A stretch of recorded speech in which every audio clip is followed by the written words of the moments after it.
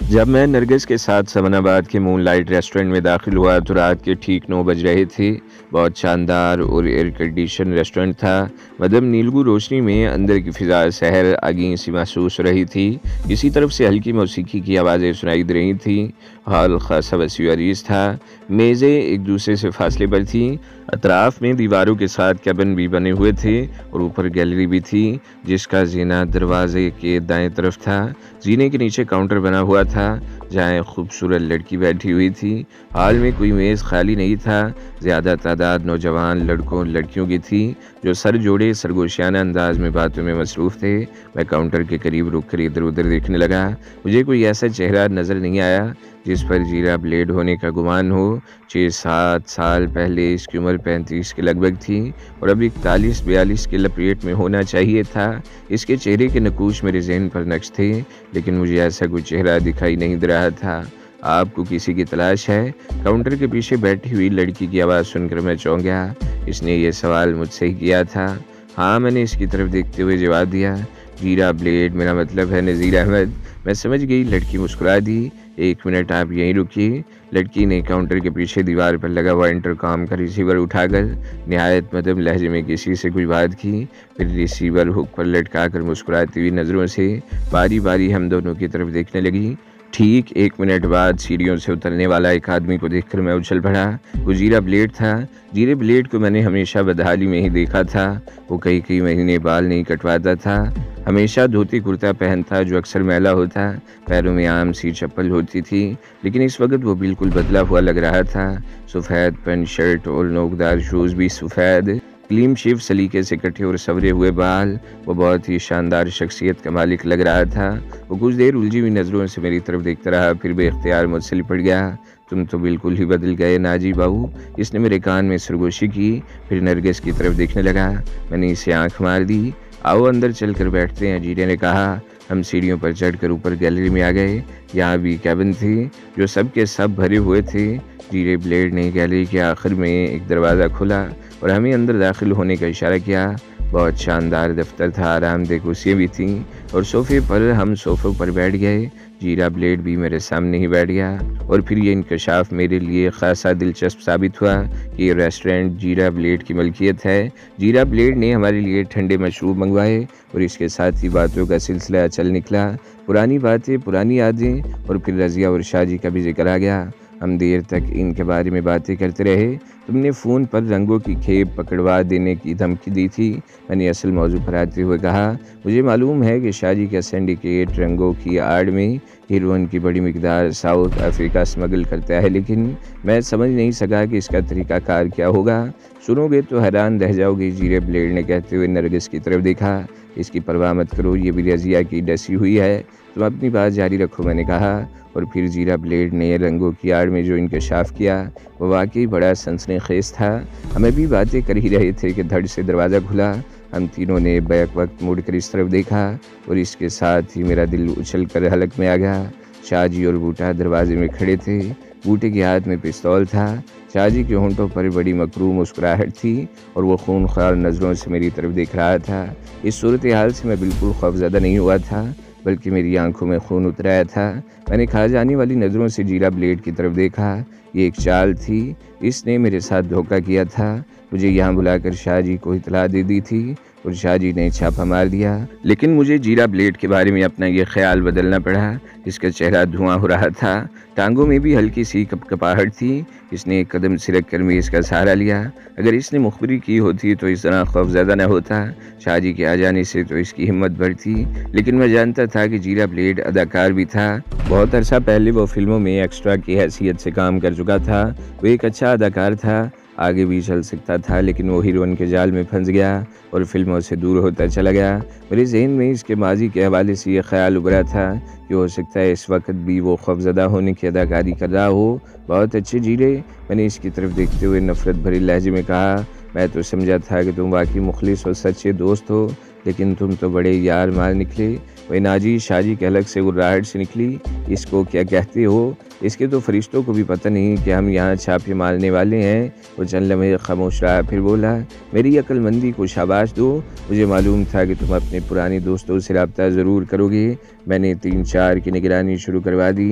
जीरे पर मुझे ज़्यादा शक था। इस ज़माने में यही तुम्हारा सबसे करीबी साथी था। इस पर मैंने ज़्यादा ध्यान दिया था। इसके घर की भी निगरानी कराता रहा और इस होटल की भी। मेरा शक ठीक निकला। 1 घंटा पहले तुम दोनों होटल में दाखिल हुए तो मेरे आदमी ने तुम्हें देख लिया। पहले तो यही समझा कि तुम लोग शायद कुछ खाने पीने के लिए यहाँ आए हो, लेकिन जब इसने तुम्हें इसके साथ ऊपर जाते देखा तो मुझे फ़ोन पर इतला दे दी। मुझे कुछ देर हो गई मगर मायूसी नहीं हुई। वो खामोश होकर इधर उधर देखने लगा, फिर बोला, तुम लोग खामोशी से हमारे साथ चलोगे या कुछ तोड़ फोड़ कराना पसंद करोगे?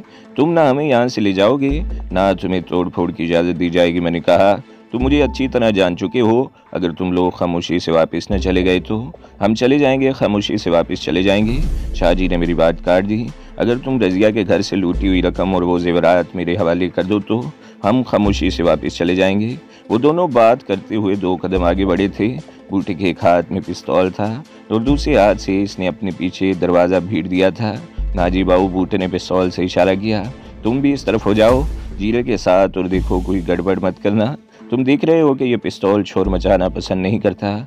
चलो इस तरफ। मैंने पहली मरतबा इसके हाथ में पकड़े हुए पिस्तौल पर तवज्जो दी। इस पर साइलेंसर लगा हुआ था।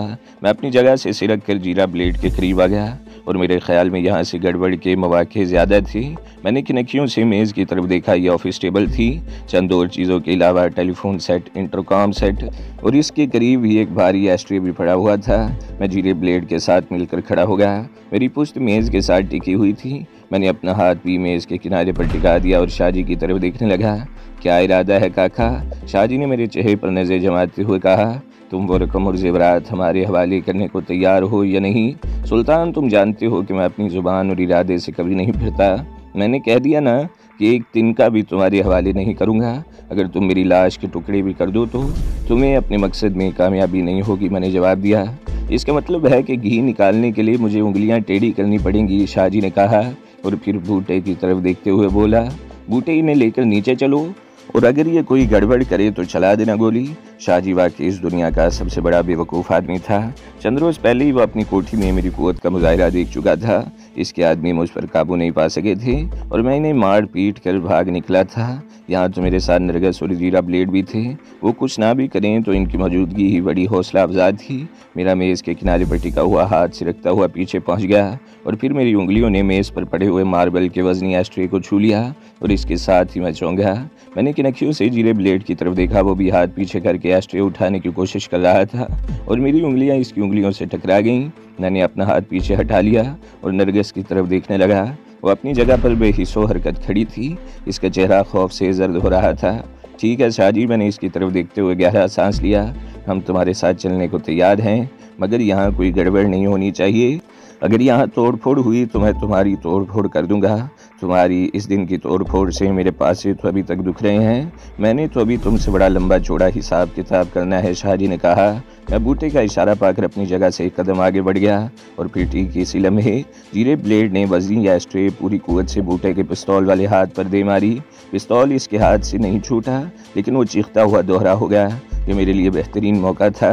मैंने बूटे पर छलांग लगा दी और इसे साल लेता हुआ सोफे पर गिरा। नरगिस उछल कर एक तरफ हट गई। अगर वो फुर्ती का मुजाहिरा न करती तो सोफे की जद में आकर वो भी गिरती। हम दोनों की बोझ से सोफ़ा उलट गया। गिरते हुए मैं बूटे के ऊपर था लेकिन सोफ़ा उलटने के बायस में कलाबाजी खाता हुआ कालीन पर गिरा तो बूटा मेरे ऊपर आ गया। पिस्तौल अब भी बूटे के हाथ में था। इसने बाएं हाथ से मुझे काबू करने की कोशिश करते हुए दाएं हाथ में पकड़ा हुआ पिस्तौल मेरे सीने पर रखने की कोशिश की मगर मैंने बड़ी फुर्ती से इसका पिस्तौल वाला हाथ मोड़ दिया। इसी वक्त बूटे की उंगली का दबाव पड़ने से ट्रिगर दब गया। स्टिक की आवाज़ से निकलने वाली गोली सामने वाली दीवार में पेवस्त हो गई। मैं बूटे के हाथ को मोड़ता चला गया। अब पिस्तौल की नाल बूटे के सीने से लग गई थी। इसने ट्रिगर से उंगली हटा ली और पिस्तौल का रुख मोड़ने की कोशिश करने लगा। वो मेरे ऊपर झुका हुआ था। मैंने उछल कर सर की टक्कर इसके चेहरे पर मारी। टक्कर बूटे की नाक पर लगी। इसके मुंह से हल्की सी चीख निकल गई। इसके साथ ही मैंने इसे अपने ऊपर से गिरा दिया।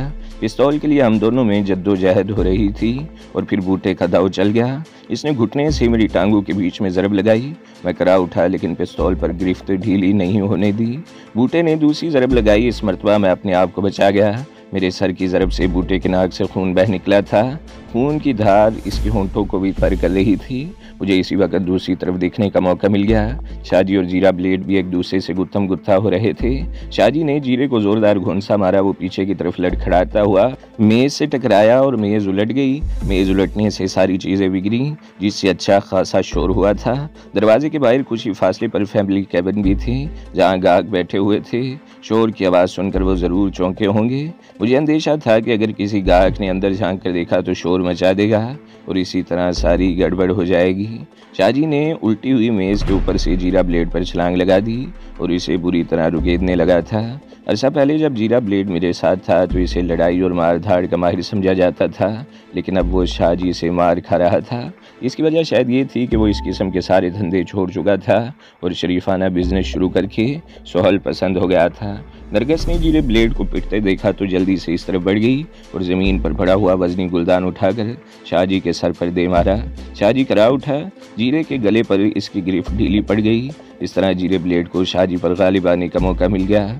मेरे और बूटे के बीच पिस्तौल के लिए कशमकश जारी थी। मैंने इसके हाथ को देखा और ज़ोरदार झटका दिया। इस मरतबा पिस्तौल बूटे के हाथ से निकलकर उल्टे हुए सोफे की दूसरी तरफ जा गिरा। बूटे का दाव एक बार फिर चल गया। अब मैं इसके नीचे दब गया था। वो मेरे गले पर गिरफ्त जमाने की कोशिश कर रहा था। इसी लम्हे नरगिस हमारी तरफ लपकी। इसने हाथ में पकड़ा हुआ गुलदान ऊपर उठाया और बूटे के सर पर ज़रब लगाना चाहती थी, मगर इसी वक्त मैंने बूटे को पलट दिया और गुलदान बूटे की बजाय मेरे सर पर लगा। ज़रब खासी ज़ोरदार थी। मेरी आंखों के सामने नीली पीली चिंगारियाँ सी रक्स करने लगीं। मैंने सर को 2-3 झटके दिए और हवास पर काबू पाते ही बूटे के थोबड़े पर घोंस से बरसाने लगा। दूसरी तरफ अब जीरा ब्लेड शाहजी की ठुकाई कर रहा था कि अचानक शाहजी ने जीरे ब्लेड को उठाकर पटक दिया। जीरा दीवार से टकरा कर गिरा। मेरा ख्याल था कि शाहजी इस पर हमला कर देगा, लेकिन दूसरे लम्हे इसने उठकर दरवाजे की तरफ छलांग लगा दी। इसे भागते देखकर मैंने बूटे को छोड़कर शाहजी की तरफ छलांग लगा दी। शाहजी दरवाज़ा खोलकर बाहर छलांग लगा चुका था। मैं हवा में उड़ता हुआ दरवाजे में गिरा। शाहजी की एक टांग मेरे हाथ में आ गई। वो चीखता हुआ मुंह के बल गिरा। इसने झटका देकर अपनी टांग छुड़ाई और बड़ी फुर्ती से उठकर खड़ा हो गया। मैंने भी उठने में देर नहीं लगाई। शाहजी बाहर भागने की कोशिश कर रहा था, लेकिन इस मरतबा मैंने मौका नहीं दिया और लातों और घुंसों से इसकी तवाज़ो करने लगा। फैमिली कैबिनों में बैठे हुए गाहक चीखते चिल्लाते हुए कैबिनों से निकलकर सीढ़ियों की तरफ दौड़े। गाहकों में ज़्यादा तादाद नौजवान लड़के और लड़कियों की थी। वो सब बुरी तरह चीख रहे थे। शाहजी एक घोंसा खाकर सीढ़ियों की तरफ गिरा। इसने संभल कर सीढ़ियों की तरफ दौड़ लगा दी और लोगों को धक्के देता हुआ सीढ़ियाँ उतरने लगा। मैं सीढ़ियों की तरफ लपका। निचले हॉल में भी अफरा तफरी से मच गई थी। लोग उठ कर बाहर की तरफ दौड़ रहे थे। शाहजी लोगों को धक्के देता हुआ दरवाजे से बाहर निकल चुका था और जब मैं बाहर निकला तो वो नीले रंग की एक स्टेशन वैगन में बैठ चुका था। मैं इसी तरफ लपका, लेकिन मेरे करीब पहुंचने से पहले ही स्टेशन वैगन हरकत में आकर जोरदार झटके से आगे बढ़ गई। मैं वापिस आ गया और लोगों को धकेलता हुआ रेस्टोरेंट में घुस गया। ऊपर पहुंचा तो नरगिस और जीरा ब्लेड बूटे की मुरम्मत कर रहे थे। नरगिस ने बूटे के बालों को मुट्ठियों में जकड़ रखा था और जीरा इस पर घुन से बरसा रहा था। नाजी जीरा बूटे को छोड़कर मेरी तरफ देखते हुए बोला, तुम लोग निकल जाओ, मैं इसे देख लूँगा। शाहजी भाग गया वो। इसकी तुम फिक्र मत करो, मैं मामले को संभाल लूँगा। जीरे ने मेरी बात काटते हुए कहा। दोनों वेटरों ने बूटे को संभाल लिया था। मैं नरगिस को हाथ से पकड़कर बाहर खींचता हुआ ले गया। निचले हॉल में अब भी कुछ लोग मौजूद थे जो एक दूसरे को धकेलते हुए दूसरों से पहले बाहर निकलने की कोशिश कर रहे थे। औरतें अब भी खौफ से चीख रही थी। मैं नरगिस का हाथ पकड़ते इसे खींचते हुए बाहर ले गया। ये एक बारौनक शॉपिंग एरिया था। अगरचे 11 बज चुके थे, मगर बहुत सी दुकानें अब भी खुली हुई थीं। अलबत्ता इधर हंगामे की वजह से कुछ दुकानें बंद हो रही थीं और सड़क की दूसरी तरफ बहुत से लोग जमा हो चुके थे। हमें भी लोग गाहकों में ही समझे थे। मैं नरगिस का हाथ पकड़े तेजी से एक तरफ चलता चला गया। चौक की दूसरी तरफ एक खाली रिक्शा खड़ा था। ड्राइवर रिक्शे के करीब फुटपाथ पर खड़ा इसी तरफ देख रहा था। क्यों भाई, चलने का मूड है या नहीं? मैंने ड्राइवर को मुखातिब करते हुए कहा। क्यों नहीं चलना मोतियां वाले हो? ड्राइवर बोला। कहाँ चलना है? पर वहाँ क्या हुआ है जी? आप भी तो इसी तरफ से आ रहे हैं। रेस्टोरेंट पर गुंडों ने हमला कर दिया था, मैंने रिक्शे का दरवाज़ा खोलते हुए कहा और नरगिस को अंदर बैठने का इशारा किया। पहले 2 गुंडे होटल से बत्ता लेने आए थे। मालिक ने इनकार कर दिया तो अपने 2-4 साथियों को बुला लाए और तोड़ फोड़ शुरू कर दी। बहुत ही बेगैरत हैं ये लोग, बेज़मीर। ड्राइवर अपनी सीट पर बैठते हुए बिड़बिड़ाया। कौन? रेस्टोरेंट वाले? मैं बोला। नहीं जी, इन गुंडों की बात कर रहा हूँ, ड्राइवर ने कहा। समनाबाद से अगरचे इस्लामिया कॉलेज का रास्ता करीब था, मगर ऐसे मौक़ों पर मैंने कभी भी एहतियात का दामन हाथ से नहीं छोड़ा। इसलिए मैंने रक्शे वाले को मोची दरवाजे चलने को कहा। मोची दरवाजे पर मैंने रक्शा रुकवा लिया। एक जगह खासी रौनक थी। मोची दरवाज़ा सियासी जलसों के लिए खासी शोहरत रखता था। वैसे भी इसका शुमार शहर के इन इलाकों में होता था जहां रात भर रौनक रहती थी। इस वक्त भी वहां बड़ी रौनक थी। रक्शे से उतरकर मैंने ड्राइवर को किराया अदा किया और मोची दरवाजे के अंदर की तरफ चल पड़े। यहाँ किस तरफ जा रहे हो? नरगिस ने पूछा। चलती रहो, मैंने जवाब दिया। चंद गज आगे जाकर मैंने पीछे मुड़कर देखा। 2 आदमी इस रक्शे में बैठ रहे थे। वो रक्शा आगे रवाना हो गया तो मैं नरगिस को इशारा करता हुआ वापस मुड़ गया। मैं चलते हुए इस तरह इधर उधर देख रहा था जैसे किसी ख़ास दुकान की तलाश में हूँ। लस्सी वाले के साथ फालूदे की दुकान थी और इससे ज़रा आगे पान सिगरेट की दुकान। यहाँ बहुत से लोग जमा थे। कोई लस्सी पी रहा था, कोई फालूदे से अपना जिगर ठंडा कर रहा था और कोई पान चबाते हुए सिगरेट का धुआं उड़ा रहा था।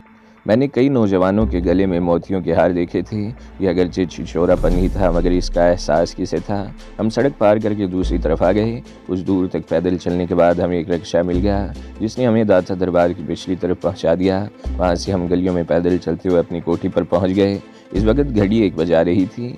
मैंने एहतियात से बाहर का गेट बंद किया। बरामदे में पहुंचा तो नरगिस दरवाज़ा खोलकर अंदर दाखिल हो रही थी। मैंने भी अंदर दाखिल होकर दरवाज़ा बंद कर दिया। नरगिस ने पूरे घर की बत्तियां रोशन कर दी। ये चरागा किस खुशी में हो रहा है? मैंने कहा। जिस कमरे में रोशनी की ज़रूरत है वहाँ बत्ती जलती रहने दो और बाकी बुझा दो। मुझे डर लग रहा है, नरगिस ने हाल कमरे में सोफे पर बैठते हुए कहा।